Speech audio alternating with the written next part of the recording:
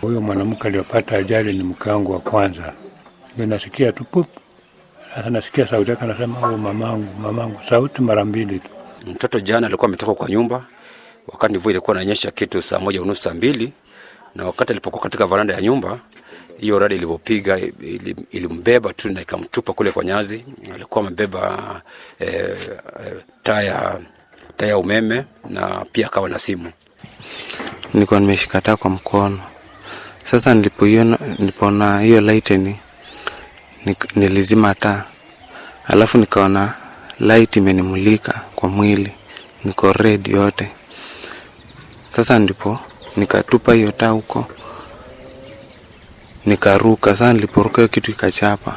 Sasa ndio nikajigonga kwa mgongo, mguu na hapa kwa kiuno.